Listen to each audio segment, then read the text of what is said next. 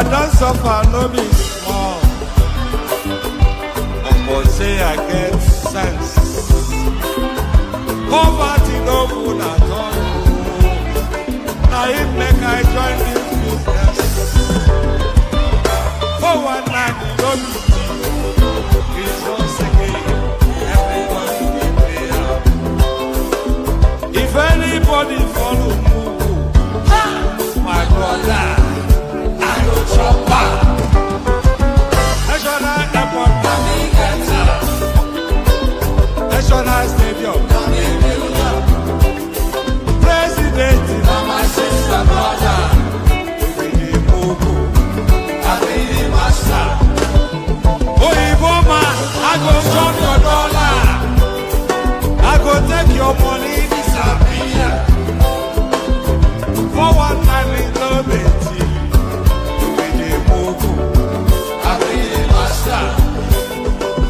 refinery, navigator, the contract, now you wife. But you won't pay me some more money, make I bring up. You really move, I pay the master.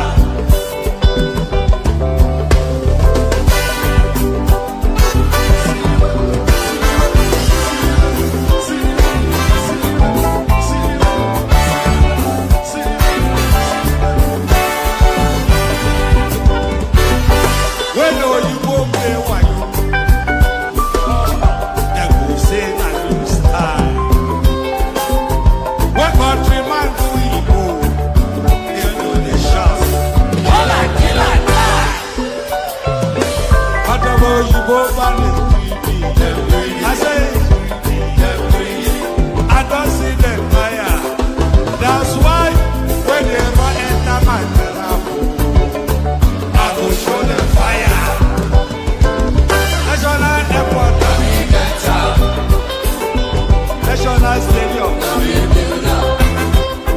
President, my sister, brother, you be the Mugu, I be the master. Refinery, the contract, now you wife. But you must pay me some more money than I bring up. I be the master. Now me be the master.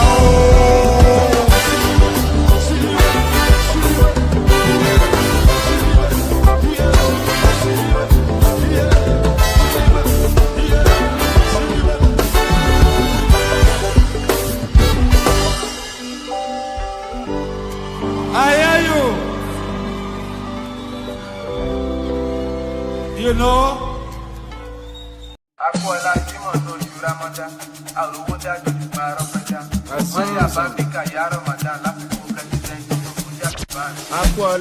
Aku Ramadan, àròwó dájọ́ ṣùgbọ́n arọ́pẹ́dá. Mọ́rí àbábíkà ìyá Ramadan gbogbo ẹnu ló máa gbẹ bí àsìkò Harmattan. Olúwa dákun jọ gbẹ́bẹ̀ mi, benefit mo fẹ́ jẹ mi ò fẹ́ jẹ̀bi. Ẹni tó wà nǹkan àwẹ̀ kó má rí mi ní kọ́nà. Bíbẹ̀ kọ́ agbálámbà bí Olúwa bọ́nà. Báríkà ìyá Rasulullah, mákìmí pàdé lọ kí Jùmọ̀tì. Bẹ̀rù Ọlọ́run tákùlà, láìlà ìlàlà. Báríkà ìyá Rasulullah, mákìmí lọ kí Jùmọ̀tì. Bẹ̀rù Ọlọ́run tákùlà, láìlà ìlàlà. Àwẹ̀ tán ojú tajọ̀sán, Ọlọ́run ló mọye ládá 30 bag. Nothing should tamper with my ego, èmi mo lẹ̀sìn mi sẹ́ mo lè fi brag. Ẹgbẹ́ Ọlọ́run tóbi, Allahu Akbar. Ẹyọ̀ ń bá nábì, sallallahu alayhi wa sallam. Olúwa ló ń ṣọ́ wa, àwa ò ní ìdí ajá. Tí Fọlárìn bá mú bí ìtàyà bí ti ajá.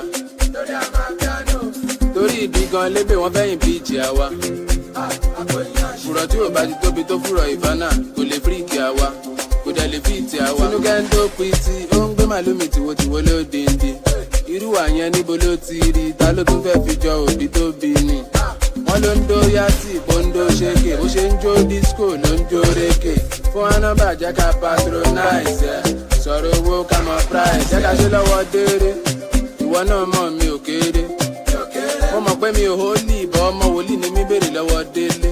Tẹ́ bá ti rí Tinúkẹ́, ẹ sọ fún pé mo dúpẹ́. Gbogbo kìsìn gbogbo missionary gbogbo. Tẹ́ bá ti rí Tinúkẹ́, ẹ sọ fún pé mo dúpẹ́. Gbogbo kissing gbogbo missionary gbogbo délé. Tẹ́ bá ti rí Tinúkẹ́, ẹ sọ fún pé mo dúpẹ́. Gbogbo kissing gbogbo missionary gbogbo. Tẹ́ bá ti rí Tinúkẹ́, ẹ sọ fún pé mo dúpẹ́. Gbogbo kissing gbogbo. Ọmọ ìgbà wo ló jáná? Gbogbo scope mi ló ti ká tán. Ọmọge wá ná, I go chop before I chop you, ṣe lè dáná. Ó mọ̀ pé mo kó ẹ̀jẹ̀ bíi ti sushi, gbọ́n ẹ̀ mú bíi ti squishy. Ọmọ ẹ̀lẹ̀ tó dùn bí. Buhari is dead and buried in a shallow grave in Saudi Arabia.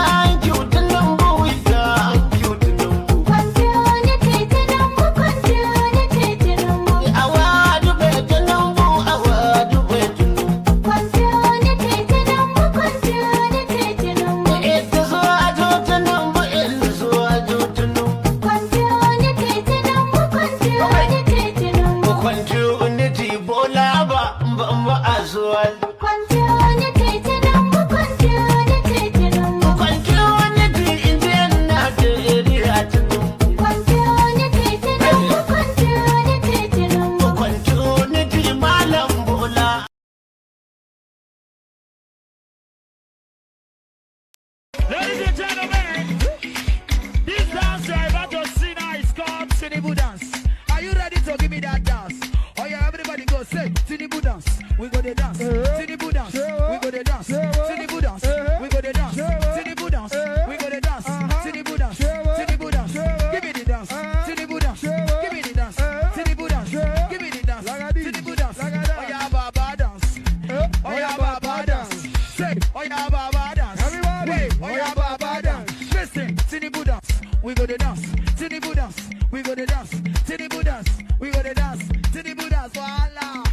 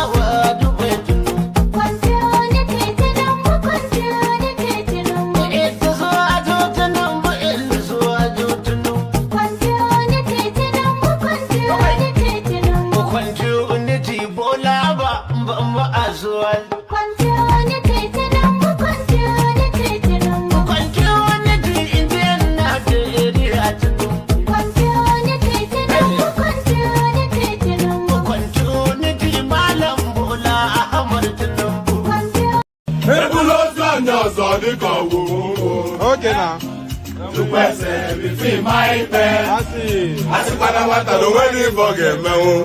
Okay.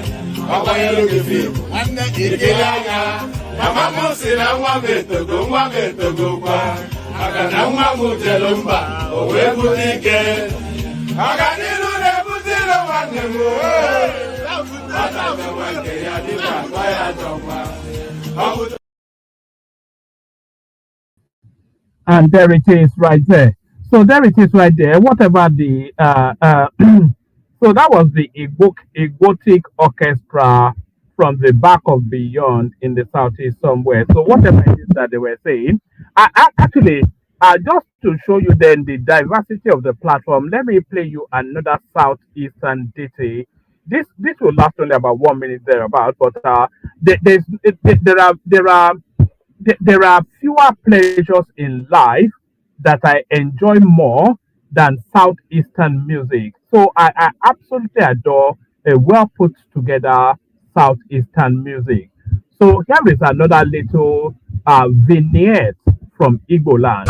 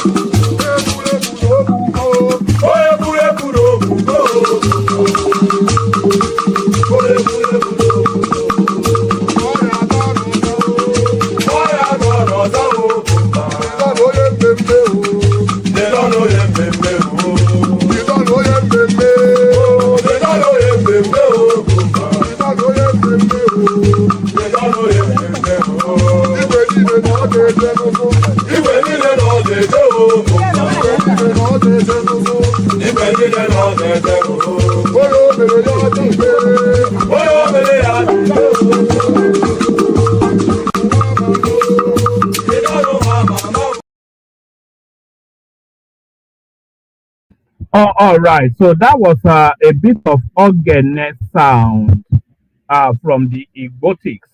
So that was a bit of organic whatnot from the Igbotics.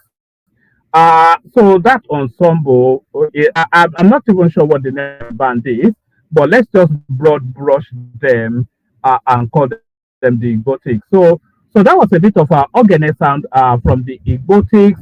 So good day to you, good to be in your company. Over. Good day to you, good to be in your company. And how are you? Hope you've had a gloriously wonderful day. Another afternoon. Your favorite or your laughing man that speaks in a peculiar voice. One man went to mow. So one man went to mow. The session starts again. So in this session now, we'll be reacting to pardon me, I'm streaming in a multitude I'm streaming to a multitude of platforms. We're on TikTok, we're on YouTube, we're on Facebook, maybe we should be on Instagram as well. And momentarily we'll be on Instagram as well. So we're covering all the bases just to I don't even know why I do it in maybe I do it out of spite. Maybe it's actually a spiteful thing that I'm doing. I'm not quite sure. But like I said, we are streaming to a multitude of platforms.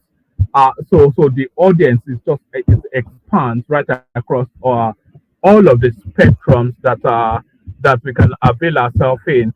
So I'm talking slowly, really, because I'm trying to set it up so we're live on Instagram as well. Then that all of the platforms that I'm registered on, I tend to stream to, just to show the just.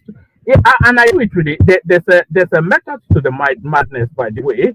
I stream to all these platforms just to gather as many followership as I possibly can, so that when we get to 2027, we have that potency to punch just as hard as we possibly can. So all of these things now is the groundwork then that is the build up to the 2027 elections. But in this particular session, though, we'll be reacting to Danielbwala, who has come out in the media space to speak to all matters Nigerian. So as we are waiting, oh, all right, I think we may well be live on we're live on Instagram now. Let me just make sure there's oh, all right. So we're live on Instagram now, which is to tell you then that we're live on all of the platforms that we're streaming to. So good day to you, good to be your company of that. Good day to you, good to be your company, and how are you? Well, the people watching us on TikTok, please make sure that you're following and take the power taps up to 10,000. So we need to break through that threshold. We need to be getting 10,000 power taps fairly quickly on TikTok, and we need to get past 1,000 followership on TikTok before the end of this week. So if you're not following, please follow. That's really where we're streaming to TikTok, because once we get past that 1,000 followership, then it opens up a whole other raft of possibilities on TikTok. So get us to that 1,000 followership, and the way you are able to help us do that is by sharing the link. So share the links to your groups within TikTok or whatever, and make sure that we're hitting that 1,000 before the end of the week. And similarly applicable to Facebook, YouTube, and whatever else we're streaming to. Share the link just as widely as you can. We want to gather just as many people as we can possibly on the platform, so that we have the potency to punch hard when we get to 2027. So these are the works. You know they say an overnight success it takes 10,000 hours of effort. So suddenly somebody just breaks onto the scene and they tell you that that person is an overnight success. But there is no such thing as an overnight success. That overnight success has already put in the hard yards in the dark of the night. So that hard yards that you put in the dark of the night is what we are putting in now as we build up to 2027. So when we get to 2027, we want to have real muscles to hit at the political space. So that's why we're doing all this. So you enabling us then to be able to do that is you liking the platform, subscribing to the platform, sharing the links, and just doing all you can to propel the platform to some strength so that when we speak in 2027, it has an impact. That's what all of this is about. So good to you and all that. So we are in this particular session, we're reacting to Danielbwala, who has come out in the media space to speak a lot of Bula Balu and Bula Bas. So let's now hear what the Borno. Did you know that? Morning.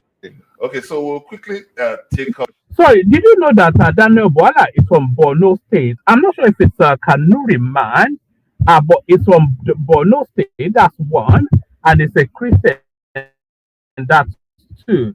So that places him in a way where. Let me just. Okay, we pause that for a moment. So Danielbwala is from Borno State. That's one, and then it's a Christian. That's two, and then there's every prospect that is a Kanuri man. That's three, because the people from Borno State they are mainly Kanuris. So what you have now is a Kanuri man from Borno State of Christian stock who also has a PhD in law. So it makes him then just as unique as you possibly can within the northern Nigeria, within the northern space. So anytime Danielbwala speaks, you tend to listen. But before we listen to Danielbwala, let's do a little bit of our house cleaning. Click on the like button if you haven't done that already. So click on like in all of the equivalency in whichever platform you're watching us from. So click on like, subscribe if you're not already subscribed. So to subscribe is to follow. So make sure you're following if you're not following already. Share the links just as widely as you can. If you want to come and join me on the screen, click on it. Let me send the hyperlink to TikTok so that you have it to hand there as well. So if you want to come and join me on the screen, you click on the hyperlink that says StreamYard. It will bring you into a studio space. As soon as I've finished fleshing out the body of the conversation, then I'll let you onto the screen and engage your thoughts. So that's how this usually works. So click on like, click on subscribe. Anyway, all of those things that I said, and super chat towards the stream as well. So super chat, that's the dollar sign at the bottom of the YouTube something. That's stars on Facebook. That's gifts on TikTok. So whatever the equivalent of super chat is in whichever platform you're watching from, do all that. So do all that. So let's just get started, shall we? Let's not hold on. Yeah, let's just get started. So this is Danielbwala now coming out in the media space to speak all matters Nigerian. What really excited me was that he's saying Lagos is unique because it's no man's land. So that comment it particularly rankles amongst Lagosians and by a wider extension Yoruba people. That comment that Lagos is no man's land, it rankles both, especially the Lagosians, the indigenous Lagosians, and the wider Yoruba space. So why is Danielbwala saying all that? So let's find out. So we pick it up from here. Now, President Bola Tinubu says Nigeria has achieved its 2025 revenue target ahead of schedule, driven by stronger non-oil earnings. He explained that this progress removes the need for new borrowing, noting improvements in exchange rates and signs of a stabilizing economy. Now, Tinubu spoke at the State House while receiving members of the Buhari organization, led by former Nasarawa Governor Tanko Al-Makura, with House Speaker Tajuddin Abbas and former Katsina Governor Aminu Masari also present. Now, the delegation praised his leadership and commended the honor given to the late President Muhammadu Buhari with a full All right, we state. have to pause it Lines there of the for a same moment. So we have to just reflect on the people gathered to visit Buhari. So they are visiting Buhari under no, they're not visiting Buhari. That's a Freudian slip. They are visiting Tinubu under the banner and name of Buhari. So that's the first thing. They are visiting Tinubu under the banner and name of Buhari. But who are those who has the authority to visit Tinubu under the name and banner of Buhari? And a lot of this, by the way, by so a stronger lot of this, by non-oil the way, it speaks to endorsement because after the death of Buhari, is a followership that fabled 12 million adherents of Buhari. They are now up for grabs. So they all scatter all over whichever political camps, but the majority of them who are hardcore Buharis, they will still move en masse towards what seems most similar to what their leader wants. So that is what is in play, and that is what a lot of people are playing for. And that is why Tinubu had that grand state burial for Buhari and all that. It wasn't especially because he respected Buhari or anything like that. He was actually targeting the Buhari base. So that state funeral that Tinubu had for Buhari, it was nothing to do with respect or national recognition. It was targeting the Buhari followership. And the rewards of that now is what we're seeing now in this now new gathering that visits Tinubu in Aso Rock. So these people visiting Tinubu in Aso Rock, they are visiting Tinubu under the name of Buhari, but who are they? And do they have the cachet? Do they have the authority to act on Buhari's behalf? Let's find out. earnings. He explained that this progress removes the need for new borrowing, noting improvements in exchange rates and signs of a stabilizing economy. Now, Tinubu spoke at the State House while receiving members of the Buhari organization, led by former Nasarawa Governor Tanko Al-Makura, with House Speaker Tajuddin Abbas and former Katsina Governor Aminu Masari, also present. All right. So the presence of Aminu Masari right there is what gives the party visiting Tinubu in Aso Rock is what gives them the authority to speak on behalf of Buhari. So when Aminu Masari is involved, because Aminu Masari politically is one of the closest, is one of the probably the top 5 closest. He was the governor of our Katsina state under Buhari's administration. He was handpicked by Buhari to administer that state, and it is as close to Buhari as you possibly can be. And if anybody can speak to the voice of Buhari, he is one of those that has the authority and authenticity to speak on Buhari's behalf. So Aminu Masari leading that delegation gives it then the coloration of Buhari's voice. And that will resonate, by the way, with the Buhari base. Now, the delegation praised his leadership and commended the honor given to the late President Muhammadu Buhari with a full state burial. On behalf of the group, they pledged unwavering loyalty ahead of 2027, while Speaker Abbas assured Tinubu of full support from the CPC bloc nationwide. In response, the president promised to expand jobs through exports, industry, and agriculture, while upholding transparency and justice as guiding values of his administration. Well, for more on this and the performance of the Tinubu administration, we'll bring in the special advisor to the President of Media and Policy Communications, Dr. Danielbwala. Thank you for joining us on this program. Thank you for having me. Good morning. Okay, so... And by the way, Danielbwala is a personal friend of this platform, by the way. You know, we've had him on as a guest before. We've been trying to get him back on again, but it's proven a lot more difficult to get since he's now gotten a job with the Buhari, with the Tinubu administration. I keep Freudian Buhari with Tinubu. So if I do say Buhari, anyway, you know what I mean. So since he got a job with the Tinubu administration, it's been increasingly difficult to get hold of. But he remains a friend of this platform, and we will get him at some point to come and visit us again. We've interviewed him on the platform before, and we will interview him on the platform again, no doubt several times in the build-up to 2027. But here is Danielbwala on his outing with the Right TV. We'll quickly take up the fresh and screaming headlines that it looks befuddling to many Nigerians, and that's the fact that the president made a categorical statement that the government, his government, has met its revenue targets, talking about the non-oil revenue. At the same time, making a very spurious one that many found contradictory, admitting that there is a budgetary shortfall in funding the missions abroad. What do you make of such reality, also in the face of All right, so there's an inherent contradiction in the two strands that is coming out of the Tinubu administration. They keep on telling us of an abundance of money coming in. They've told us now that the national reserves has hit 41 billion. Tinubu comes out today, to tell us that they have met their targets in terms of earnings, that they have met their targets early, but conversely, they continue to borrow. So it cannot be two of the same. You cannot have money gushing into the economy whilst you are also borrowing heavily. You can still borrow, by the way, because if you build the money, it enables you to access even more favorable credit facilities.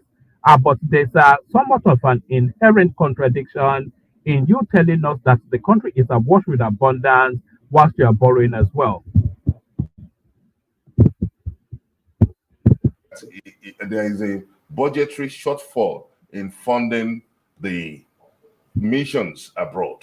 What do you make of such reality, also in the face of very scary statistics? Multidimensional poverty is still 33%, meaning that over 70 million Nigerians are multidimensionally poor. Dr. Danielbwala, I want you to quickly react to this. Well, good morning and thank you for having me. I believe very strongly that yesterday's, the breaking news that the president gave is a wonderful news to the ears of the Nigerian people, especially because when he came on board, there was no money on ground. We had to borrow. In fact, the president before he came was to borrow to pay salaries, to borrow to eat. There are certain things that we could have probably structured the economy in a way where we didn't have to borrow to, pay salaries. But he dealt with those basic problems that we do not borrow to pay salaries by the increased revenue that we have given to, the states have been able to access. All the states of the Federation are paying salaries. That removal of subsidy in both oil and the foreign exchange is a master stroke by Tinubu, but it wasn't even out of Tinubu's brilliance, especially. It is actually a function of necessity. The country was in that much of a position that there was no room for anything else other than for him to do that. The country was leveraged completely with its borrowing. There was no room to borrow anymore. There was no facility to borrow anymore because Buhari had borrowed and looted everything that there was to borrow. So there was no other room other than to cut costs. And the biggest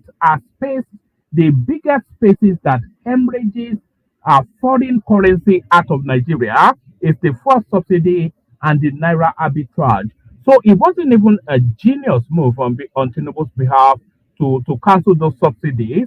It was essentially a function of necessity. It was foisted upon him rather than him doing it out of any genius mind.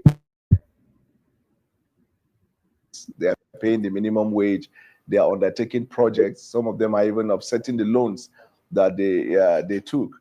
And they are doing one or two things that you could see around. At the federal government level, the president has successfully restructured the economy in such a way that the trajectory now is speaking positives. If you look at the numbers, when you talked about the scary number, talking about multidimensional poverty, I thought that you could have put it in context, because if you contextualize it, you will see that straight for 4 months straight, we have seen the reduction of food prices. 4 months straight, we have seen the strengthening of the Naira.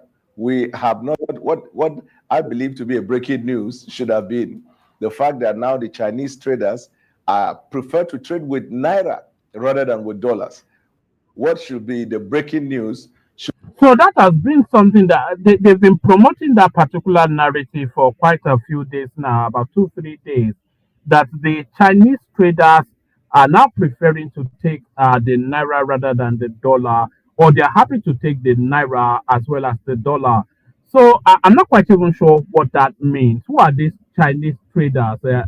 Are they Chinese people trading in Nigeria? Because if they are Chinese people trading in Nigeria, then that's much of a muchness, that's much of a nothing. But if they are internationalized Chinese people, then that speaks to somewhat of the strengthening of the Nigerian currency globally. So, who are these Chinese people then that they speak so boastfully about? That's really where the question is.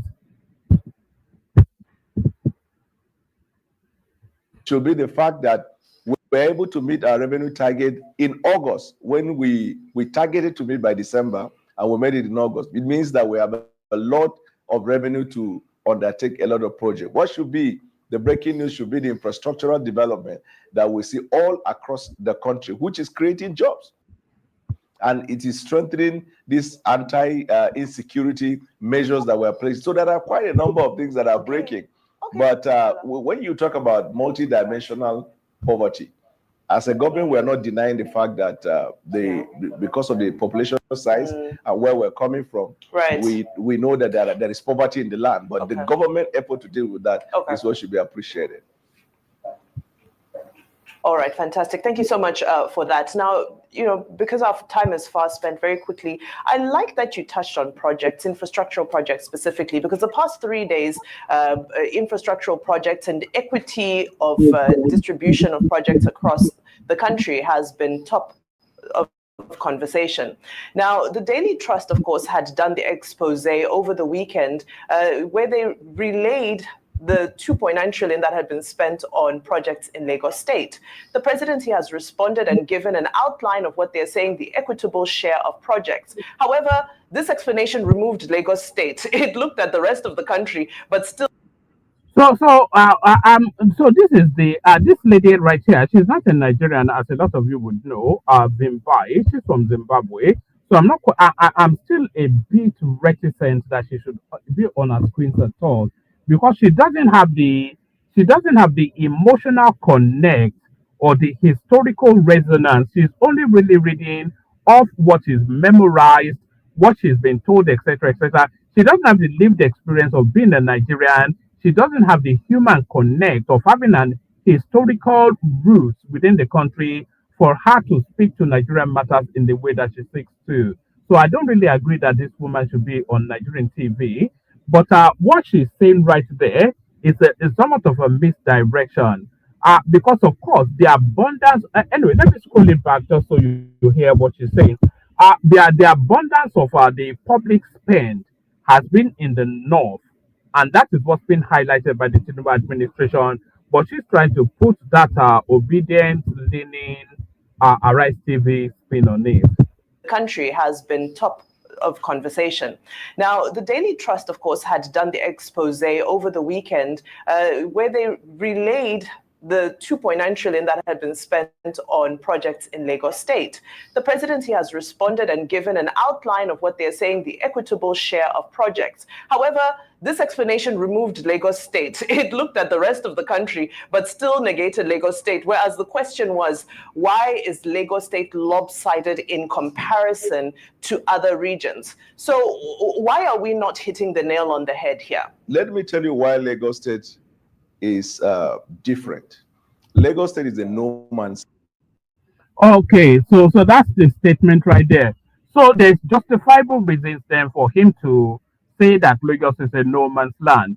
But because of the way the question leads, the question is leaning to infer that Lagos is biasly being advantaged by the Tinubu administration.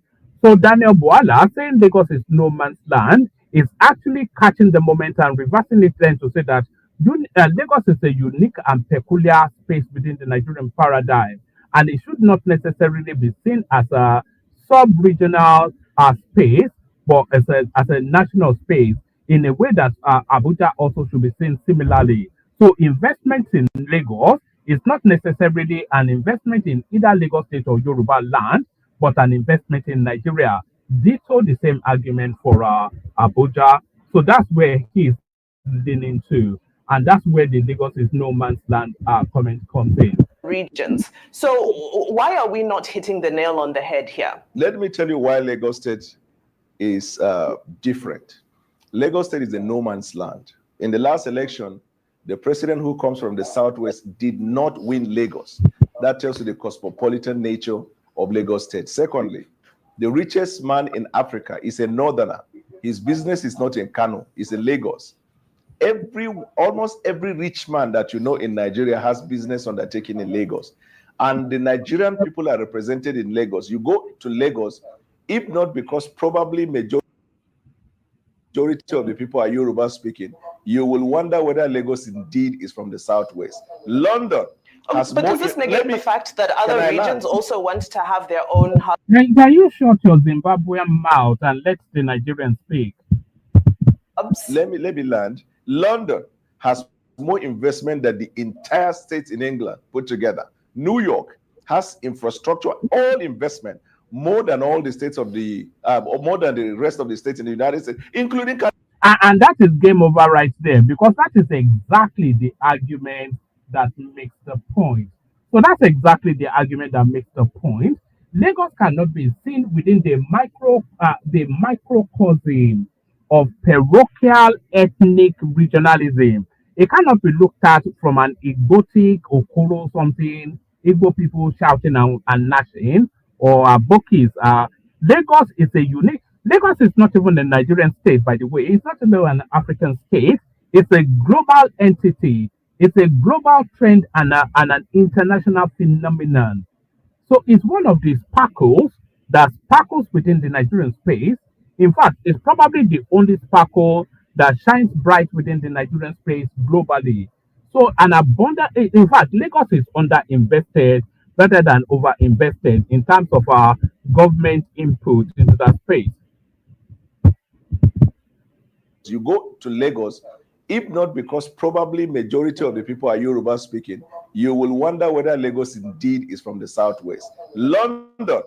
But does this negate the fact that other regions also want to have their own hubs? Let me land. London has more investment than the entire states in England put together. New York has infrastructure, all investment, more than all the states of the, more than the rest of the states in the United States, including California.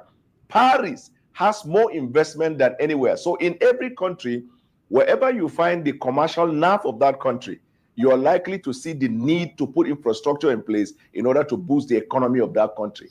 Whatever Lagos benefits. So the only argument that argues to the contrary is to argue that Lagos is not the commercial nerve of Nigeria. If Lagos is, if we universally concede that Lagos is the commercial nerve of Nigeria, then every investment in Lagos State is actually a Nigerian investment and not a state or a regional investment. And that's the wider point that Daniel is making. It benefits the country. So the idea that you put more in Lagos. And by the way, I'm not seeing enough likes, enough sharing, and enough super chats on all of the platforms. So can you correct that, please? Can you share? Can you super chat towards the thing? Can you like and all of the things that you should be doing? So do all of those things. I want to see your participation in this stream. Lagos than in other states of the federation should be put into proper context. Lagos is a no man's land. Lagos is the hub of Nigeria. Lagos is the pride of the country. Lagos is the beacon of economic growth of the country.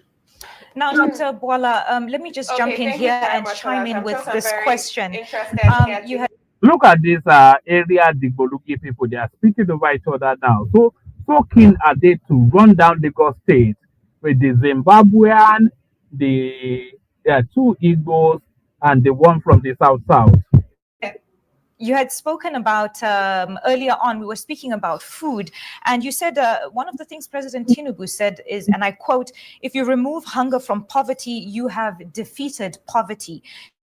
So among the hot topics topics at the moment is the issue of food security and the introduction of GMO. Now, in June, let me remind you that Bill Gates was conferred a national honor in the area of health and specifically agriculture. What is the stance of the FG in regard to the growing concerns of the safety when it comes to food? Well, and of course, also have to add to what you said, which speaks of the interest of the government in dealing with poverty and hunger in the land. You see, with this GMO matter, and we're going to do a standalone stream on GMO at some point in time, fairly soon. And by the way, not enough people are sharing this stream on TikTok. I'm not seeing enough activities on TikTok. If you don't want it on TikTok, we can just shut it down. Share it, do the power tapping, do the gifting and all that. Show activities and engagement so that the stream can go wider on our TikTok. But on that GMO narrative, we'll be doing a standalone stream on our GMOs maybe sometime this week. What you have to realize is that we have been eating genetically modified food for the past a decade, 15 years now. The mass production of food necessarily necessitates towards GMO, and because we import so much food items, those GMOs are already embedded in our diet anyway. All those tomato puree and all of these things that you import, all the spaghettis and whatnot, everything you import from abroad is at some sort of a genetic modification. And a lot you are noticing that the tomatoes and all of the food items that we traditionally eat in Nigeria have a different shape and taste now. That's all down to genetic modification. So we have been eating GMO food in Nigeria for decades now. So I'm not quite sure now why we're suddenly up in arms about it. But that ship has already sailed. We've for decades now been eating modified food. Recall that about 1 month ago, when the World Food Program complained that because of the actions of the President of the United States, a lot of multinational and non-governmental organizations in the northeastern Nigeria were pulling out. It means that about 2 million Nigerians are going to be in poverty, or they are going to suffer, they are going to perish and all of that.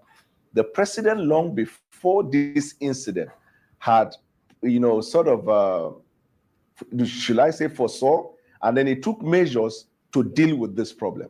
And you can see the intervention of government in the northern Nigeria in dealing with malnutrition. If you look at the healthcare sector, you see what is going on there.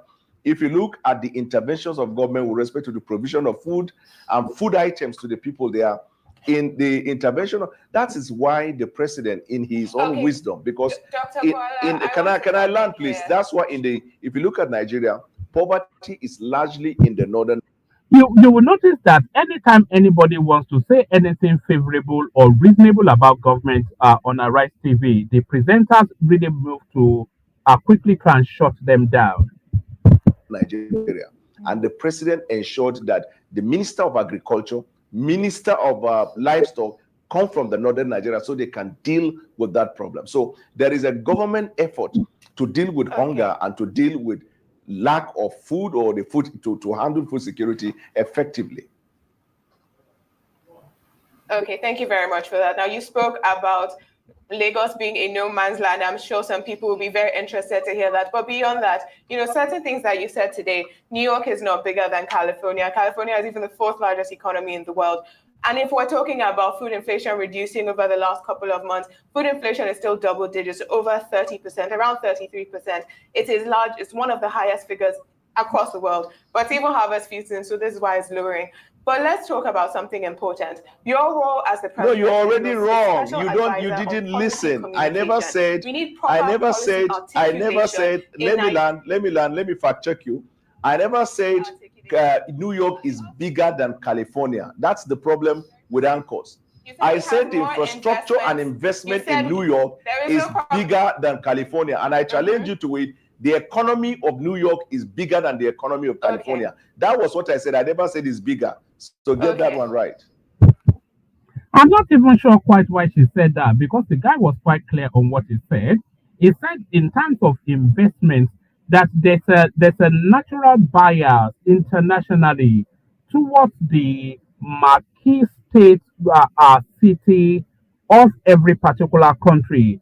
In Saudi Arabia, they invest more in Riyadh and Mecca than they invest in the rest of the country. In the United Arab Emirates, they invest more in Dubai than they do in any of the satellite other regions. In Ghana, they invest more in Accra than they do in any of the satellite spaces. In the United Kingdom, they invest abundantly more in London than they invest. In fact, almost twice as much in London than the rest of the country. In Frankfurt, Berlin, in Paris, France, in Australia, Melbourne, etc. It's just you don't even need to be told to know this. So I'm not quite sure, but she's talking about the geographical size. When the guys clearly spoke specifically about investment in the growth and the sustenance of that marquee city, it's just a wonder the way they are so subsumed by that egotic Peter Obi, whatever it is, that they don't even pay attention enough to listen. So this is why it's lowering. But let's talk about something important. Your role as the president. No, you're already wrong. You didn't listen. I never said. Let me fact check you. I never said New York is bigger than California. That's the problem with anchors. I said infrastructure and investment in New York is bigger than California, and I challenge you to it. The economy of New York is bigger than the economy of California. Okay. That was what I said. I never said. And it's not even really a matter of the economy of it may well be the case, it may not. But it's not really so much the economy of New York being bigger than California or California being bigger than New York. The central point is that the central government within the United States places more investment in New York as the capital, is the capital Washington, but as the marquee city of that country, they invest more in New York than they would in any other of the satellite states within the United States, which just makes infinite sense. And that's the point that's been made. It is bigger. So get that one right. Okay. I'm talking about the economy of California being larger than the economy of New York, but that's not the focus. We're not in America, we're here in Nigeria. So let's go back to it still doesn't get the point. She's so consumed and subsumed by this egotic, obedient, Ipobian, Okrika, raw meat eating, cannibalism, whatever nonsense that they do over there. She's so subsumed by that need to show her spurs and to pander to her nativist narrative of the adherents of that space that she cannot even engage in an intelligent conversation, or perhaps she's not even capacitated to engage in an intelligent conversation. Maybe she's limited in the capacity to engage in an intelligent conversation. Speaking on policy, you're the special advisor on policy communication, and there has been an argument that our policy articulation by the Tinubu administration has been very poor. That wrong information is put out. There's misspelling. How can policy articulation by the Tinubu administration be very poor? This is the first time that we've ever had a government articulated a policy stance. Look at the tax reform bill. For all of the try that to bring that bill down, the Tinubu administration, led by Taiwo Oyedele, who is the czar of that particular policy, they went round and explained that policy in a 101 pedestrianized newspaper vendor sort of language that everybody understood that policy, to the point that it negated any argument that runs to the contrary. That's how far they went with the tax reform bill. That's how far they are gone with the NEL fund. There's been no administration in the history of Nigeria that explains our policy positioning in a way that the average Nigerian can understand better than this administration. We've never had it in the history of that country that a policy is formulated and is explained to the people to the point that the most common of common men have somewhat of a broad idea of what that policy is all about. So it's just a total nonsense. Economy of California being larger than the economy of New York, but that's not the focus. We're not in America, we're here in Nigeria. So let's go back to what I was speaking on. Policy, you're the special advisor on policy communication. And there has been an argument that our policy articulation by the Tinubu administration has been very poor, that wrong information is put out, there's misspellings, there's retracted information, there's retracted appointments. And one of the criticisms is that people in your role are focused on politics rather than policy. The Nigerians want policy implementation. We want action. We do not want politicking. So what do you say to people who say... So in what sphere of the economy has Nigerians not been seeing action? We've been seeing action on the insecurity. In the history of Nigeria, this is the most aggressive years that any government has ever yet gone after insecurity in Nigeria. We've never had a government push against insecurity as fervently and as aggressively as this administration. That's one. We've never had the level of financial reforms that we are going on, we're undergoing now in the history of that country from independence till date. We've never had an attempt to structure a coherent financial state of being for the country. We've never had it in the history of that country like we're having now. This is the first time in the history of Nigeria that we are actually having a properly formulated financial plan, which is explained to the most pedestrianized understanding of what is going on. We've never had it so good. We've never had the level of infrastructural development in that country as we're having now. We've never had the level of power stability in the history of that country than we're having. So don't worry about policy. The actions, the now fund, the students are giving feedback. So I'm not quite sure quite what this lady is talking about. Maybe she's high on something, some chick banner or something.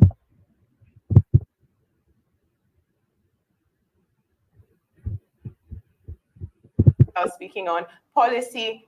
You're the special advisor on policy communication. And there has been an argument that our policy articulation by the Tinubu administration has been very poor, that wrong information is put out, there's misspellings, there's retracted information, there's retracted...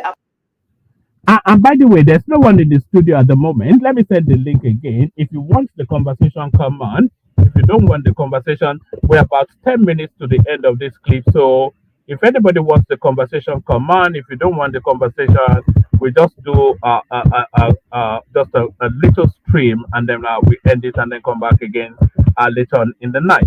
So that's the link right there in the comment section. I think I've sent it in. So that's the link right there in the comment section. Let me see if I can put this link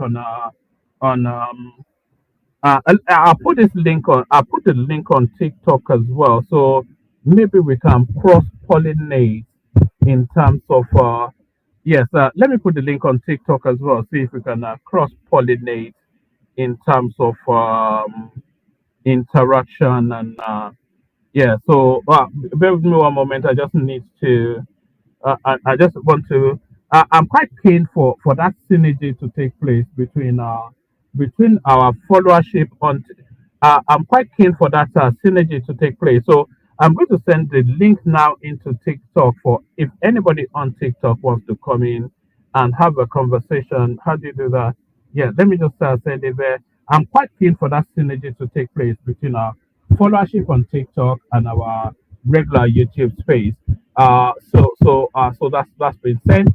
So yes. This obedient nonsense that goes on Arise TV, it will not wear anymore. It will not wash. I never said. Let me fact check you. I never said New York is bigger than California. That's the problem with ANCOS.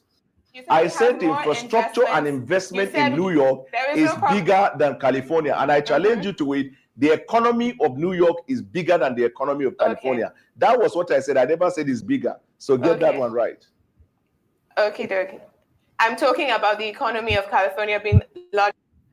And I also hate that okie dokie that she did right there.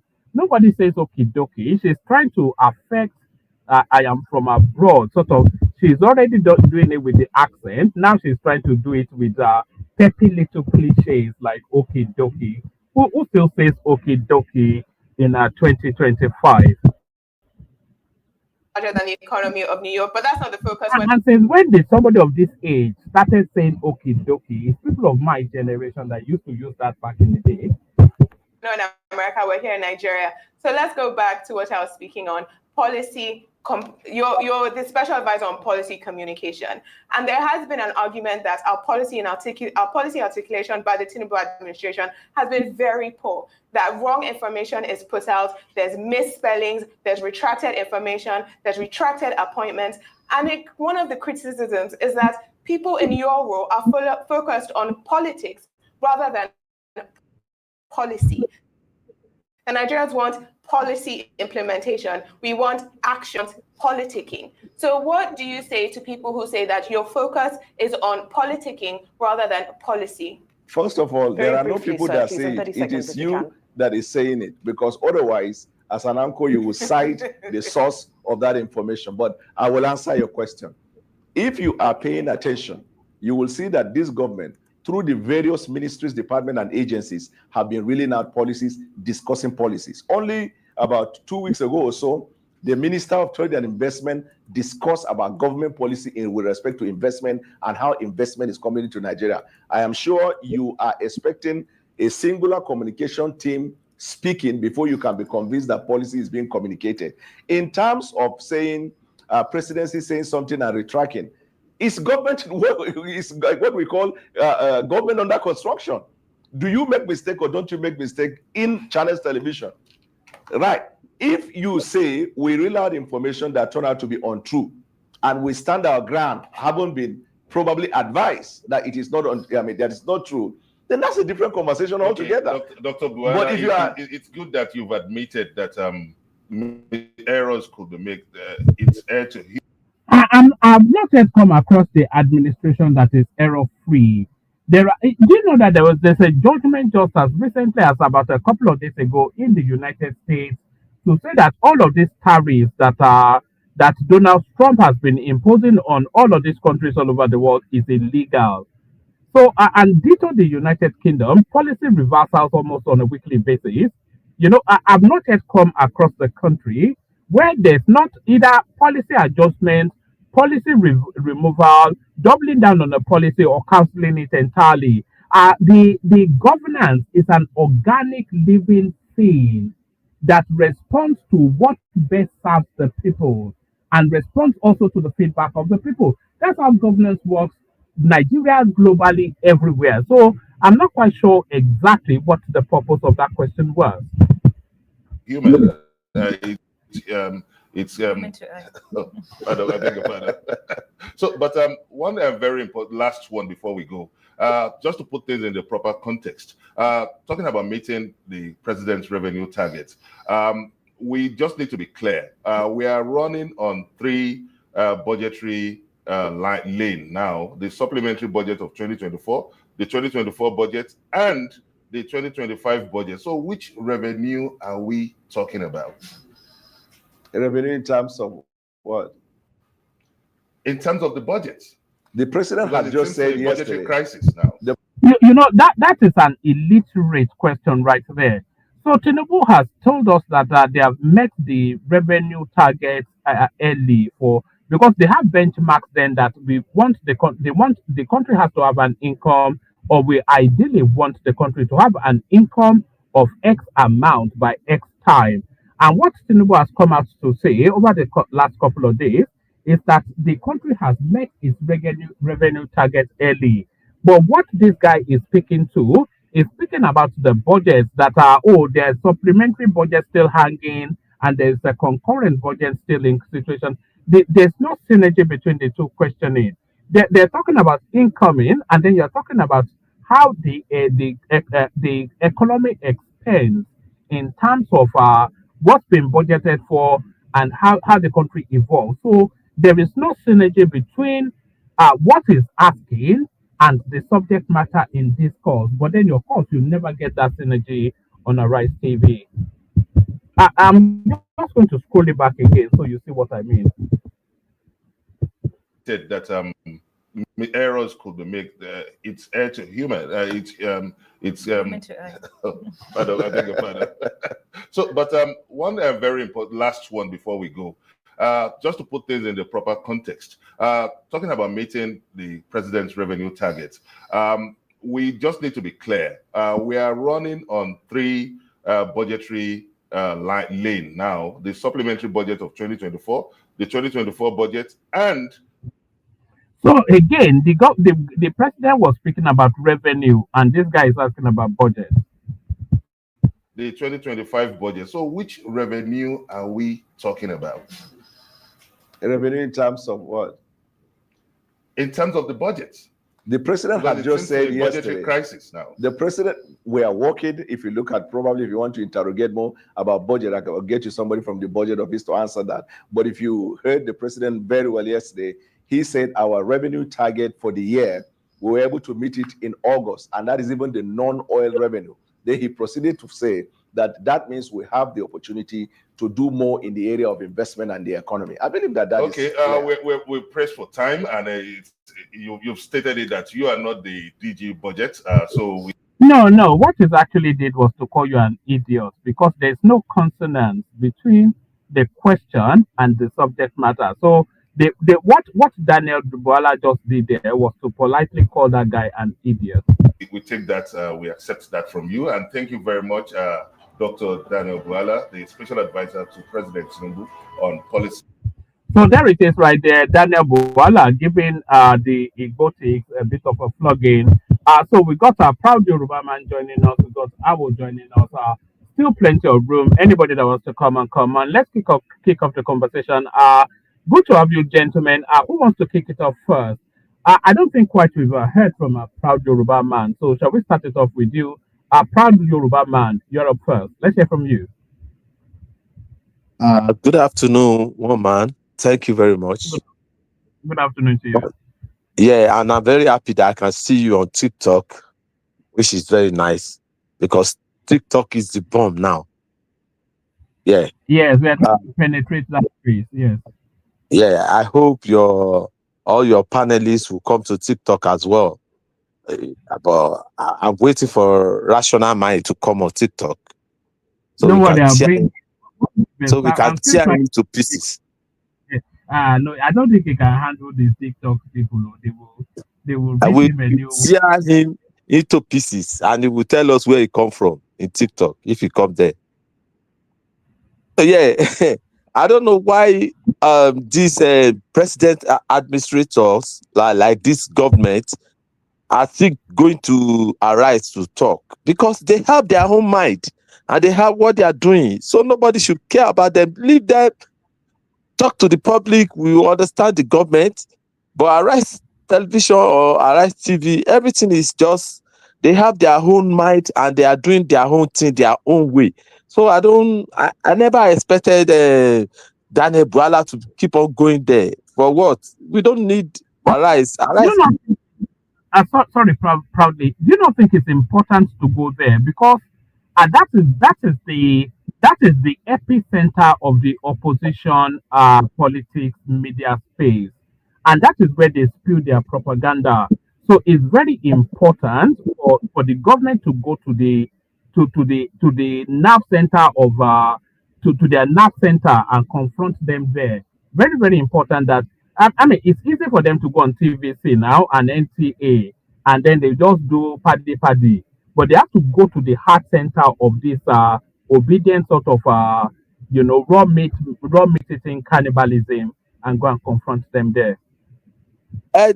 My opinion is like, because they have their own mind and they know what they want to say, and we, the masses, the Nigeria, we are ready to listen to the government in all form, apart from going to Arise, because they are going to confuse a lot of people with their propaganda. And that's my own opinion. If I am part of the government, I will never go to Arise, because I have already concluded that anything they want to say is they are going to say from their own perspective, and which is not doing any help for the Nigerians. So we need the platform that would, you don't have to be biased. Just go straight to the point, ask a proper question, and the Nigeria will listen to that kind of platform, not people promoting what is not for us, and they have their own hidden agenda. And I don't think honestly, to my personal opinion, I never listen to Arise anyway, so I don't know what they are talking there. What do you think the agenda is? What do you think? Clearly, is an obedient platform. It's not even an opposition platform. It's really a Peter Obi platform. But what do you think the agenda is, Arise TV? Yeah, I don't know. Because if you, they always, maybe I can't even understand that they've lost their dignity to be a national tele. But it's just because people like this are still going there, still giving them more relevant. If they refuse to go there they keep on spreading their propaganda. We, the Nigerians, we will just ignore the station. It's only the obedient who will be listening to Arise, and they will be spreading their own propaganda continuously. And the government is doing what we can see on ground. That's more better than going to Arise nonsense. Or you should understand. So that's my own opinion. So what do you make? What do you make of Danielbwala's performance in terms of the questions being asked of him and his response? Yeah, he's very. I think Danielbwala is a very intelligent man, and he knows how to answer the question to them, because he has his own. When they pull him this side, he will come in another way to talk to them, to make sure they understand what he's saying. I think he's very used to them anyway. He's not a new person. If they should if someone that is not really fast goes to Arise, and this stupid Rufai Hussein is there, he will twist everything and start laughing. And when you are interviewing somebody and like you are laughing, no. So Danielbwala is doing very well, honestly. I'm even happy that he came back to APC now. So I'm very happy. All right. And in terms of Tinubu's policy, which was the subject of discussion, what did you make of Tinubu saying that they've hit their revenue targets early? So they have a target of however much they want the economy to have incoming for the year. So they've hit that target and surpassed it even by August, never mind September. So what are you making of that milestone? And how are you looking to see its impact on the everyday Nigerian? Yeah, thank you very much for that question. I really appreciate President Tinubu because of what he's doing. He's really working so hard to make sure he put Nigeria back to the right way. And the Nigeria state is not in isolation. So President Tinubu is working very hard, and very, very soon everything will come to normal. And now Nigeria will now know that Nigeria, this is our own part of job that we need to do. Not everything is not President Tinubu. No, when the man has done everything right now, the governors and the local government are receiving the huge amount of money, and we, the masses or the Nigerians, we can access our local government chairman because he's living direct to us. We can go to him at any time, let him know what we want. But President Tinubu is putting everything in place now for everybody to be happy. And I'm very sure by December, Nigeria, all the masses are shouting, the country is hard. everywhere is hard in the whole world, not only Nigeria. But some people don't really want to understand that. They thought that maybe everything is just rosy, maybe when you live in abroad or something like that. And I hate when people compare Nigeria with more civilized country like America, London, or this. Nigeria has just started. Ganiu, I've always found that argument, I've always found it ridiculous as well. They will say in America, in the UK, in Germany, America has been going as a country for 500 years. The United Kingdom for nearly 1,000 years, never interrupted, always developing. Nigeria came together, 60 years ago. We've had this democracy 20, 30 years. Nigeria is a young country. And by the way, Nigeria is one of the top 5 most ethnically diverse countries on the planet. If you look at the UK, they have the Scottish, they have the Welsh, they have a little bit of the Irish, but it's mainly an English country. The Germans come under one umbrella, the French come under one umbrella. So I mean, then you are drawing a parallel between all these long-standing nations and democracies with the nascent country that's just trying to stand on its. How can you look at the size of the Nigerian economy is not even up to the size of California economy, and you are comparing Nigeria with the United States. The money UK, United Kingdom, is using for NHS in a year is more than the whole budget of Nigeria. You understand? Just for NHS in a year, it's more than the whole budget of Nigeria. And you are comparing Nigeria with that kind of country. And Nigeria, to me, I believe Nigeria is since 1960. When we talk about Nigeria, we shouldn't be talking about Nigeria since 1960 anymore, because since 1960, no, we don't have government. I think it's this 2023 President Tinubu is the only government we start having in Nigeria right now, and is putting Nigeria on the right track. That is my belief, because I have to agree with you in that belief, Aganiu. I too feel that Tinubu is the first president that we've yet had in Nigeria. We could have had a president under Babangida, but he failed. But Tinubu now is the president we've ever had in Nigeria. That's true, because you can see everything. It's just like it started from the beginning. Put this in place, put that in place. Now the tax reform is coming. Everybody is very happy about that one. The student loan has come to stay. You understand this? And some people will still come like, I don't want to care about what they say anymore, because people like me are so I go.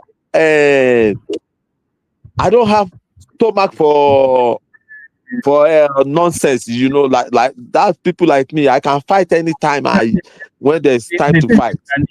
You have to tolerate it up to 2027. So by March, April 2027, then we will come after these people and deal with them decisively once and for all. So everybody will know where they are. But until that 2027 is over, you have to tolerate these people. Okay, thank you, Omar, for saying that. Okay. All right, stay with us. Let's hear from Awo, who's also with us. So, Awo, the conversation, the focal point being that Danielbwala, but the wider Nigerian conversation. Well, honestly speaking, I understand the fact that a TV like Arise, government sometimes needs to go there to debunk their propaganda. Where I have issue is when you go there without missile, when you go there without being harmed with missile, somebody like Olayinka Lere should be the one to be sending to Arise.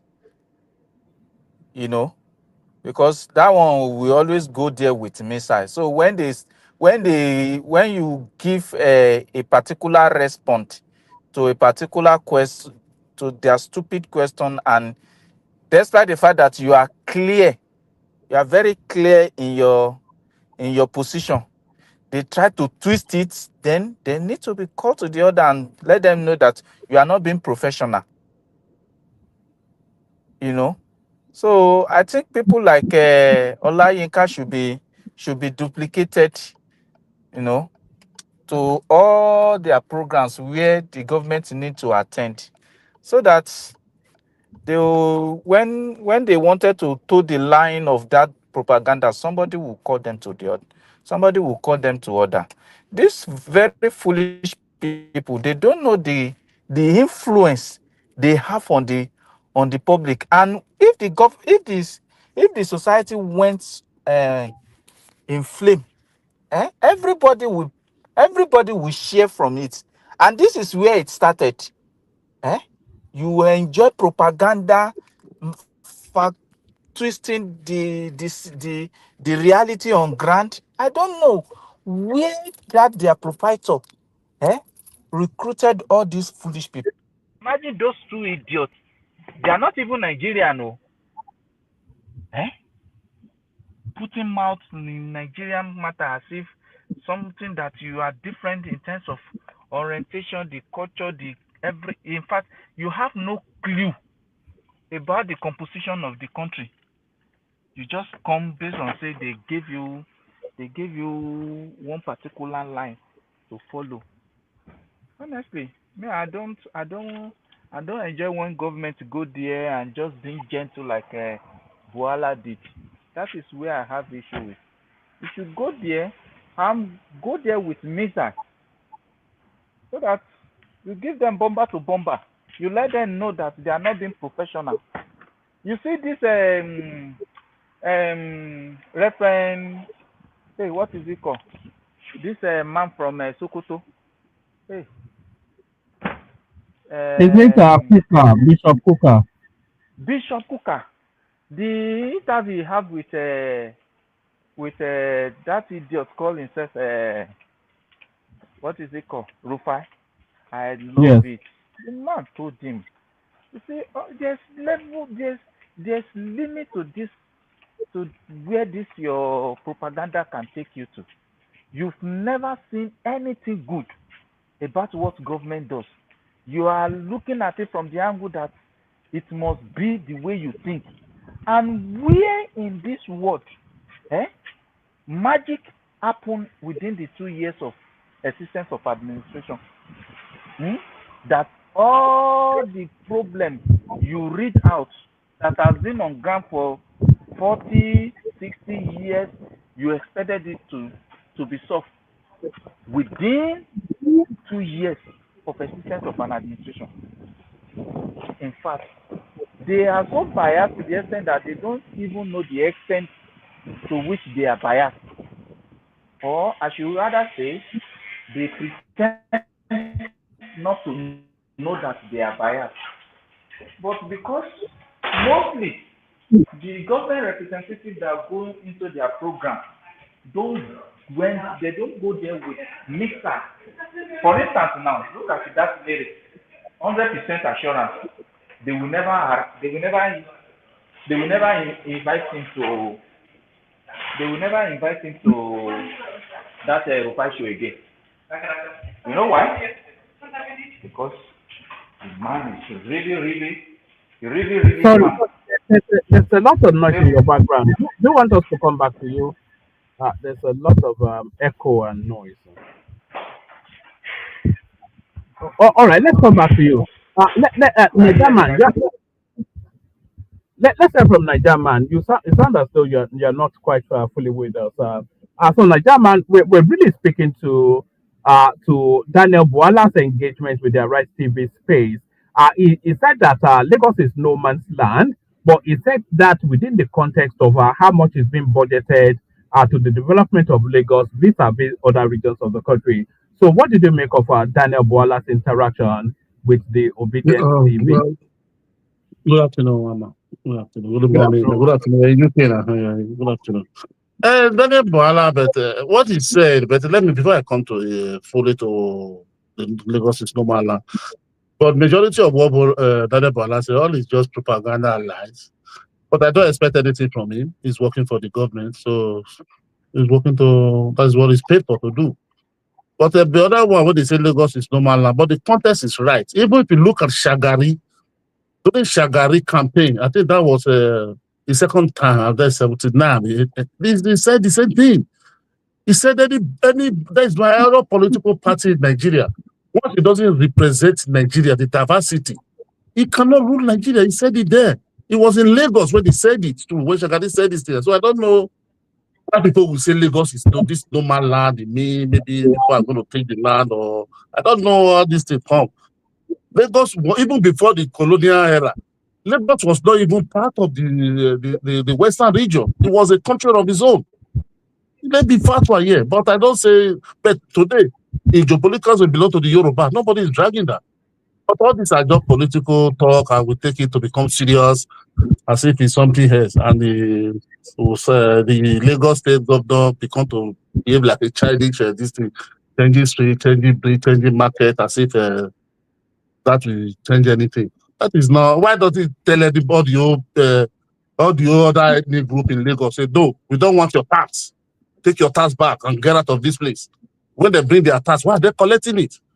If it's for them alone. Are you saying that you are not impressed with Sanwo-Olu because he's the best performing governor in Nigeria at the moment? So I'm not. No, I'm not talking. No. I'm not scrutinizing. I'm not scrutinizing his performance. Everybody knows he's performing well, unless you only a devil want to say that. But the way the indigene of those people, even the people who are saying this Lagos are not Lagosian. Even during when there was a proposal last time, I think that was early last time about they want to go back to that was flying around the regional government. Even the people of the indigenous of Lagos said no, they are not going with the Yoruba. They even do the newspaper comment that Yoruba are their problem. It's not the Igbo. All those newspapers are still there. I don't know why people don't take it because hatred for what passed in 2020 election when one person, people were just saying Lagos no man. People have said it. Jakonde has said this. History have it. Many people have said it. You know, sorry, Nigerian. You know the first person to actually make that statement, Lagos is no man's land. Do you know who said it? Jakonde? No. It was an Igbo man. No, yeah. Was Jakonde? It was. You know, it was actually in 1947. There's a guy called Jaja Anucha. Yes, it's true. Lagos was no one. If you use that one, I don't know that history. But if you use that history as a 40-something, wait, wait. That's where that came from. It's not Jack. So sorry. Okay, Just give me 1 second. I've been wanting to address that for a while now because I've heard a lot of people give their attribution to Jakonde, but it wasn't actually Jakonde that said that. It was in 1947. It was an Igbo man called Jaja Anacha Wachuku, who was the first speaker of the Nigerian House of Representatives, who subsequently became the first Nigerian foreign minister. So it goes back to 1947, and it was an Igbo man that actually first said that Nigeria is Lagos is no man's land. But carry on. Okay, you said an Igbo man that said it, but that time, 1940 something, you said so. Was Lagos a Yoruba land? No. Was it part of the Western region? No. It was a Yoruba land. Now, you said something. Did they move it from Kano to Lagos? It's part of Yoruba land. What surrounds it? Ekiti, Ogun State. Was Lagos ever before during the regional government? Answer me. Don't go from front and back. Was Lagos part of? Was Lagos part of Western region? No. So what are you talking about? Lagos was land. Where is Lagos located? Hold on. One man. Where did the place where did it located? How did it located? So because it's located close, part of the old Lagos today. Wait, part of the old Lagos today. Ikeja, was Ikeja in Lagos before? Was Ikeja part of Lagos? Let me answer. Hold on. No. Wait, let me finish my own. Hold on, Nigerian. Where is the physical location of Lagos State? Is it in Abakaliki or Kano? Today, by today. By today. No, it wasn't in Yoruba land before. Where was it before? But okay, forget today. No, that place was not. No, you cannot call that place. No, you cannot call that place a Yoruba land before. Later, wait, let me tell you something. Where was okay? Let me. If you want to go by that one, and let me ask you something. Where was the South before? It's still where it is. It's always been where it is.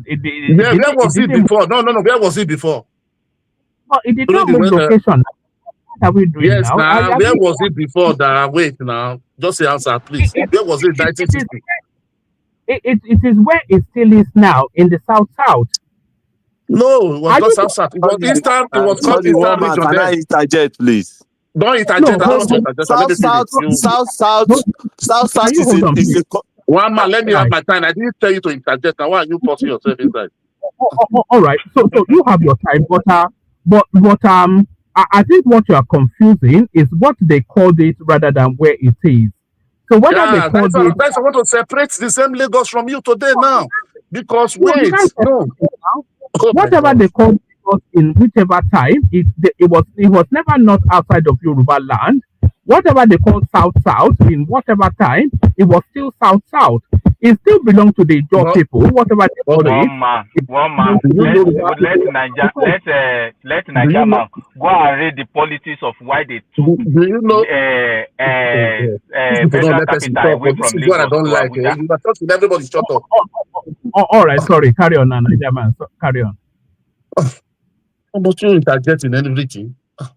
It's okay. Lagos was on its own, like was on a country of its own. It was having a status of its own before. You understand?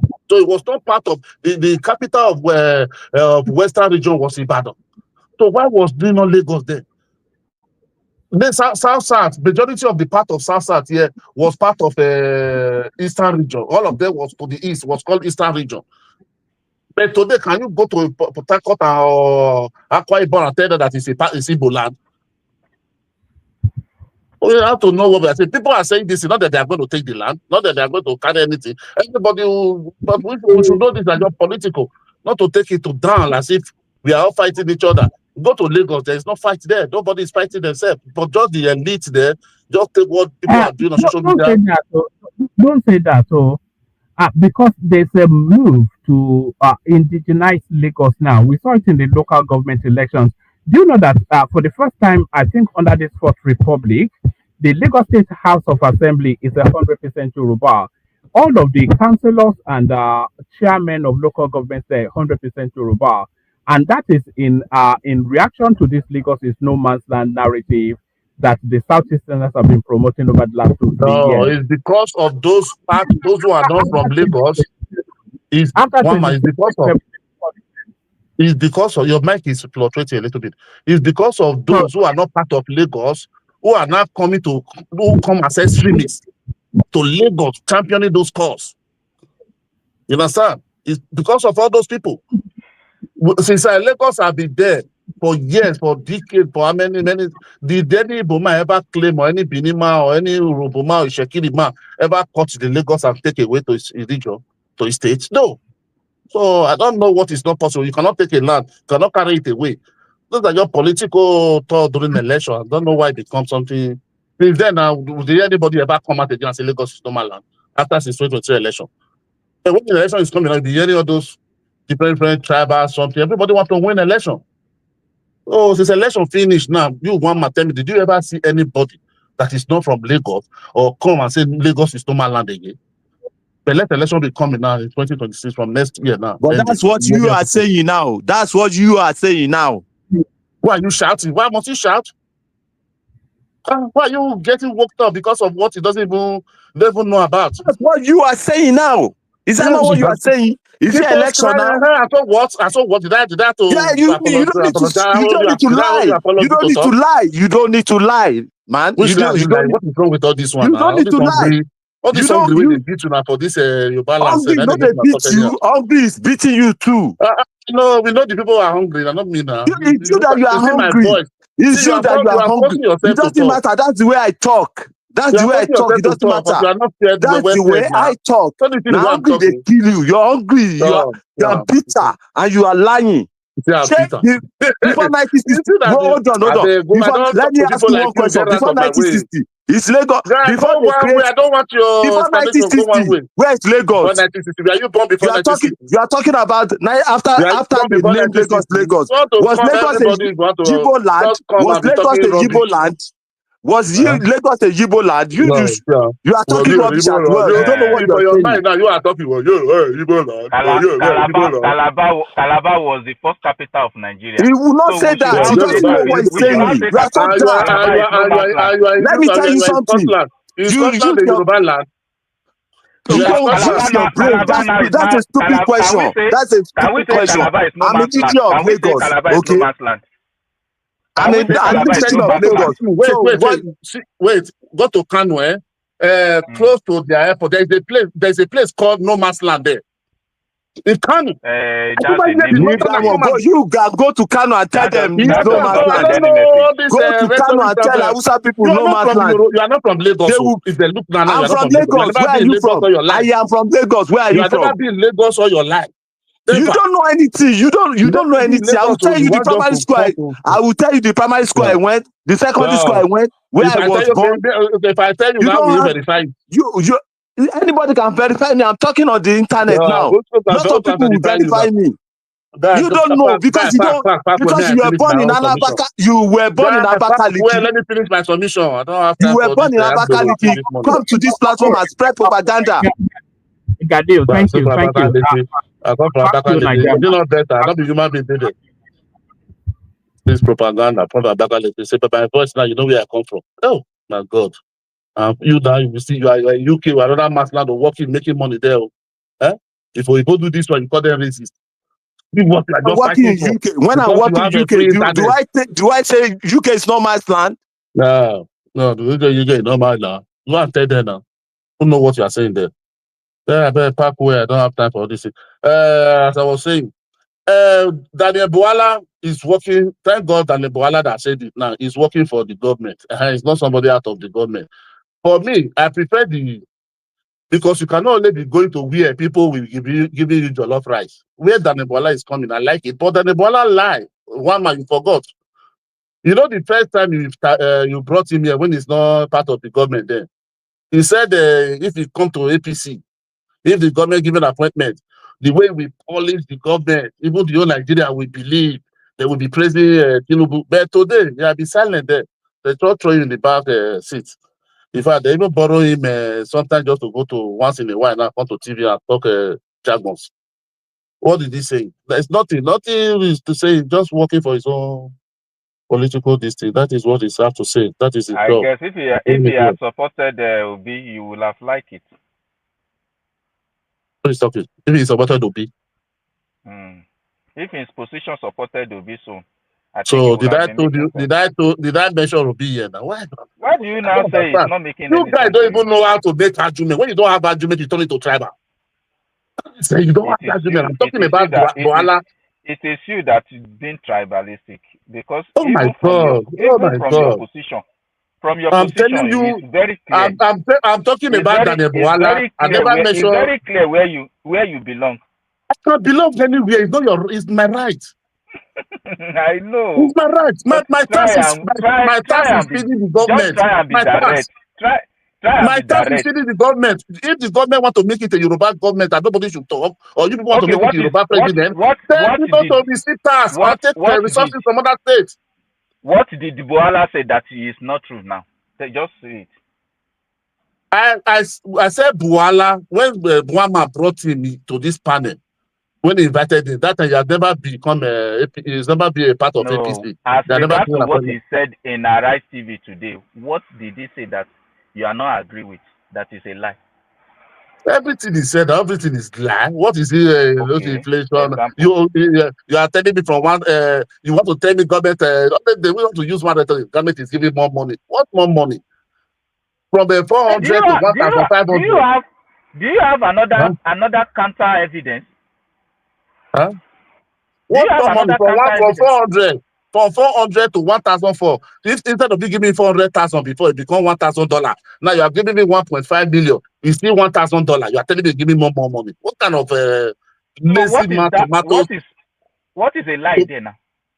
That is a lie because the money is valueless. Okay, what is your own version of truth? Take 100,000 to market. Take 100,000 naira to market today and go and check when you take 100,000 naira to market before May 2023 and see what we brought home. What are you telling me? What is your own version of truth now? That's just my question. My own version of truth. You'll be lying you'll be telling Nigeria that people are suffering, things are not working. And I don't expect him to say that because he's partly for his master. Did he say everything is a Dorado? Did he say Yeah, No. you see, see Is my brother. everything Eldorado? Is everything Eldorado? Is there any word there's everything Eldorado? Listen. No, is there anywhere in this world like that anywhere is Eldorado? somebody like me, I will never be against your opinion. You have right to your opinion, okay? But when you come to public space like this, okay, be a little bit, be a little bit, at least be a little bit intellectual in terms of your position. This position, I should support what is not right. Nobody is actually, see, this is where you So I don't know why have you problem. have problem when somebody I'm not, excuse maintain his me, position, but you want people let me to finish. accept 1 your own minute. position. Now, One what talk this I guy talk said now. now, I don't like all this argument back and forth. I'm hearing you talk. See, I don't know why you are expecting me to defend Bwala. Paid with Nigeria taxpayer money to do his job. I'm not here to do his job. I'm not here to pet his job. I'm not here to defend Bwala because they are paid. They have the power. They have that's why they paid them to go and do that job. I'm not paid. I am not saying you should. Don't expect me to come and be taking what he said and be pensing it for him. I know you are coming from an angle of opposition. Okay, and I understand that. I'm not saying you should defend him. Okay. For instance, now you say something, I say it's a lie. Then I must be able to give my own version of the truth. That is my grudges with you. What he said, based on the question they posed to him, the president said this, said this, said this, they said this. What is your response? And he said, this is my response, this is my response. And you said it is a lie. Then what is your own version of the truth? Yeah, that's what I'm telling you because me I go to the market. So I'm telling you how much is fuel today. So you cannot tell me that my life is better today. Okay. You cannot tell me average Nigeria people 33 million. The position of fuel was not even part of their discussion. No, I'm telling you the situation. Instead, the question was the government. Tinubu said they are not taking any loan locally.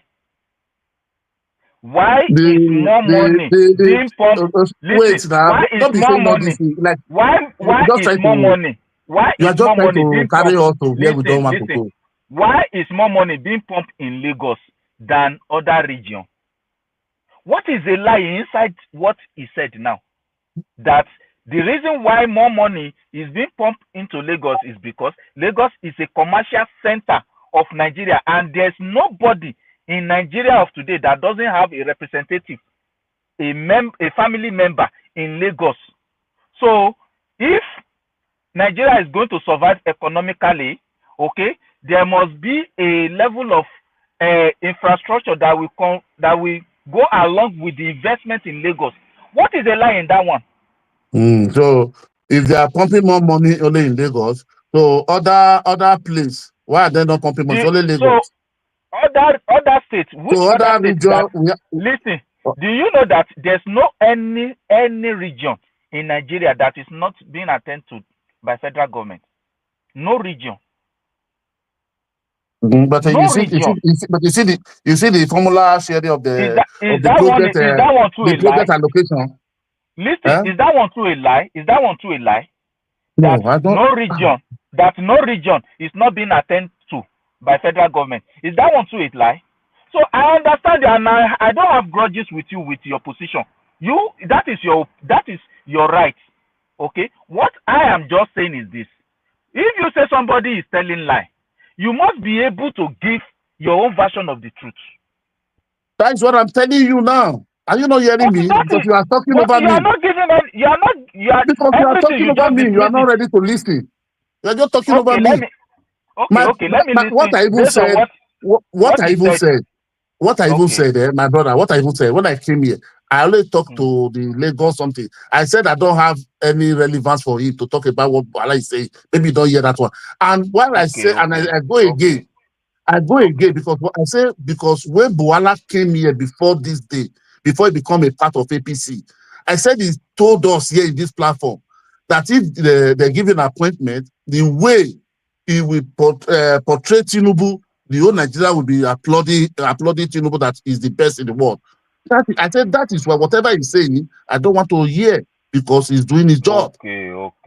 So that led me to come and give him my energy to come and be deliberating on what I know somebody is tell me that he want to come and learn when they give me an appointment. So you want me to be deliberating on every line or everything. That one you make it clear now, but not as in what he said on based on the question they posted to him. You just because what I understand from your position is that everything all the questions they posted to him and his response, everything were lie. That is where I didn't even answer the question. I didn't even talk to the question. You that were asking me what about the question. I said I don't want to know. Now I understand. I don't want to know. Because the guy told us from beginning that he's coming to lie. He told us from beginning when they give an appointment, he's coming to lie. He said it on this platform. So how do you expect me to be giving my ear to him? I understand your position. You just don't care. Whatever he says is a bunch of lies. That is understandable. One man, are you there?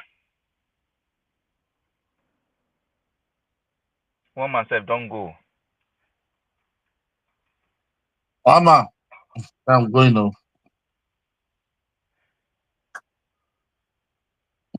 Okay, you see people, my brother here, you see, when they come, because they can speak English, they can lie. You understand? You are opposition. Nobody is fighting with you not to be an opposition. There should be an opposition. But you telling us that Lagos is this, that's nonsense. Nobody care about what you think about Lagos. You go there and take it if you know you can take it. You understand? And Lagos has a name before it become Lagos. Before it become Federal Capital Territory. Lagos has been on ground before it become Federal Government capital of Nigeria. Lagos has been on ground. So what are they calling them then? Which people have been there before it become the Federal Capital Territory or capital of Nigeria? It's Yoruba people, it's Yoruba's land. No matter what you like. Is Yoruba a tribe? It's not a tribe. Language. It's a language. Yeah. Are you going to tell me my history now? So what are you talking about? What are you talking? Yoruba is not a tribe. We are Yoruba people. Yes, Yoruba is a tribe. You don't even know. You see, it's you don't know. And you can't tell me. Are you a Yoruba man? Yes, I am a tribalistic. I'm a Yoruba man and I'm tribalistic. There's no harm in being a tribalistic. You don't get brain. There's no harm in being a tribalistic. I love my tribe. You don't have to be dumb. You need to use your brain. You don't have to be dumb. You need to use your brain. Your brain is not working. I am a Yoruba man. I love my tribe. I am a Yoruba man, 100%. I love my tribe. Well, you understand? You are failing. It's you that you are failing. You people are failing. You started failing. And Tinubu is progressing. Nigeria is progressing. And you go and find yourself. You are so dumb. You don't. Why is Yoruba not giving the money to be progressing? You don't get brain. Let me tell you something. Just hold on. Let me tell you something. Hold on. Let me tell you something. If you want to use your brain, you don't have to come that they buy fuel in something. They remove the subsidy or the any. So no poloni. Use your brain. Because you support. No, wait. Because you support Peter Obi doesn't mean that you don't have your own brain. You are so daft. No, your brain is not working. You lost your memory. You are so it's you that you love your memory. You don't have brain. You know you people. When you support Peter Obi, I don't have brain. Because you support Tinubu, that's why you lost your memory. It's you don't have brains. Your brain is not working. I agree. Now, I said I don't have brain. I support Obi, I don't have brain. But you don't have memory because you support Tinubu. You don't get brain. I have memory. I have brain. Now I don't have brain. You have to accept because you don't have brain. You don't have memory. Guys. You don't have anything. Let us be civil. Let us be civil. When we are talking, let us be civil. Mr. Man, your brain is gone. Okay, but let us be civil. Let us be civil. You see, when they come on platform like this, because they This can speak, 24th century, because we they still get speak people with like so this for gentle. Nigeria. You be problem. You are the problem of Nigeria. It's you people.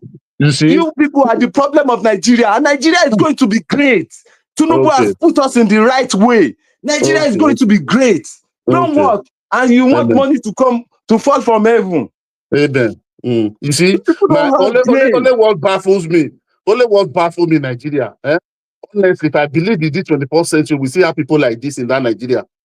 We need to weep for many people. It's you. It's people like you. People like you. Forcing yourself to talk. I am a Yoruba man. I love my tribe. I'm a tribalistic. That's what I'm saying. If we see how people like you. Wait. Like when you call me tribalistic, 21st century. Wait. Let me tell you. When they call me tribalistic, I'm happy. You are not happy because you don't love your tribe. You are from a tribe, man. You are tribalistic. I am a Yoruba man. I'm a tribalistic man. I love my tribe. Yes, now. I love my tribe very well. I'm not like you. Why must I not be tribalistic?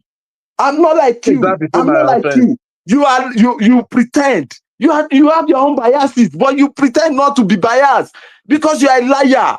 You can't face. You can't say the truth for just one day. Must I say what you want to hear? Okay, you want me to be standing? You don't have to say it. I don't care about what you say. Do you think I care about you? I care about my own people, my Yoruba people. I care about them. Nigeria can tell Tinubu to still leave that. You are so dumb. You don't get brain. You don't get brain. But do you have the money? When you support to be, you don't have brain.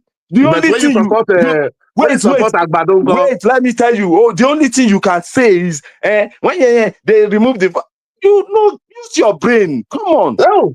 You were sent to school. That's what I said. You have memory. You should have made the calculation and know that they are still paying subsidy. You see? My God. Which kind of country I can't go come with this kind of person?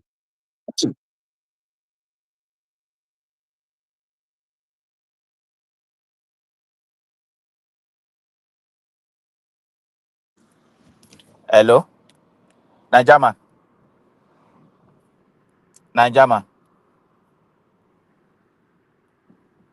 You don't go.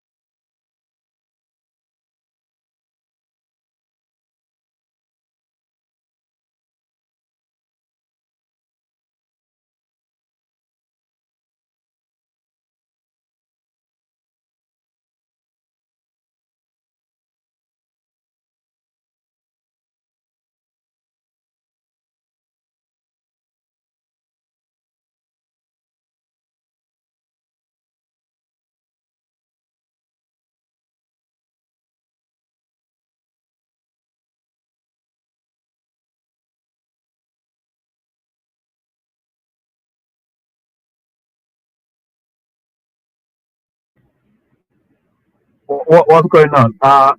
Who's speaking?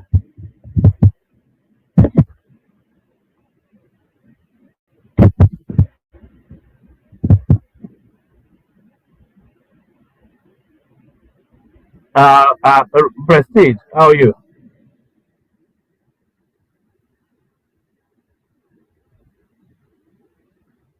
Prestige.